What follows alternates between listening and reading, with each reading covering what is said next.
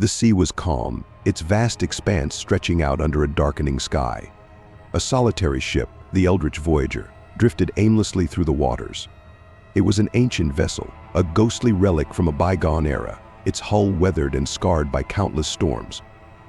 The ship bore no flag, its origins a mystery, but the markings on its side hinted at a past life in many different countries' names in various languages, etched and painted over each other, spoke of a history that spanned continents. Captain Jonas Mallory, a seasoned sailor with a face as rugged as the ship he commanded, stood at the helm, staring at the eerie sight before him. His crew, a mix of sailors from different corners of the world, whispered among themselves, their voices tinged with unease. They had come across the Eldridge Voyager 2 days ago, its ghostly silhouette emerging from a thick fog that had appeared out of nowhere. Since then, strange things had been happening. "Captain, we should leave it be," said Liu, the ship's first mate, a stout man from China with a voice as steady as his hands.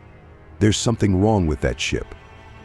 Jonas nodded, but his curiosity was piqued. They had found the Eldridge Voyager abandoned, its decks empty and its cabins filled with personal belongings left behind in haste. It was as if the crew had vanished into thin air. The logbook, written in multiple languages, English, Spanish, Russian, and others, was filled with increasingly frantic entries detailing strange occurrences, shadows moving in the dark, whispering voices, and a creeping sense of dread that had driven the crew to madness. "We need to know what happened," Jonas said. "Prepare a boarding party. We're going to search the ship." Reluctantly, Liu gathered a small group of sailors, including Elena, a fiery Spaniard with a talent for navigation, Sergei, a burly Russian with a penchant for superstitions, and Amara, a soft-spoken African woman with a keen eye for detail. Together, they lowered a rowboat into the water and made their way to the ghost ship. As they climbed aboard the Eldridge Voyager, an unnatural silence enveloped them. The air was thick with an oppressive stillness, broken only by the creaking of the ship's timbers. Elena shivered, feeling a chill that had nothing to do with the sea breeze. They split into pairs to cover more ground. Jonas and Liu headed towards the captain's quarters, while Elena and Sergei moved to inspect the galley. Amara, drawn by a sense of foreboding, made her way to the lower decks alone. Liu examined the room, his eyes narrowing as he noticed something peculiar. "Captain, look at this," he pointed to a map pinned to the wall, marked with red circles around various locations. Each circle corresponded to a place the ship had visited, each one a country represented by the languages in the logbook. Meanwhile, in the galley, Elena and Sergei found similar signs of a hurried departure. Pots and pans lay scattered, food left to spoil on the counters. Sergei muttered a prayer under his breath, his eyes darting nervously around the room. "It feels like they were running from something," Elena said, her voice barely above a whisper. But what Sergei replied, his hand instinctively reaching for the talisman around his neck. Below deck, Amara moved cautiously through the dimly lit corridors. She reached the cargo hold, where the air was thick with an acrid smell. As she opened the door, a wave of nausea hit her. Inside, she found crates and barrels, their contents spilled and rotting. But it was the markings on the walls that caught her attention, symbols and words in different languages, all repeating the same phrase, "Beware the shadows." A sudden noise made her turn, her heart pounding in her chest. A shadow moved in the corner of her eye, but when she looked, there was nothing there. She took a step back, her instincts screaming at her to leave, but curiosity drove her forward. Back on the main deck, Jonas and Liu regrouped with Elena and Sergei. "We found something strange in the captain's quarters," Jonas said.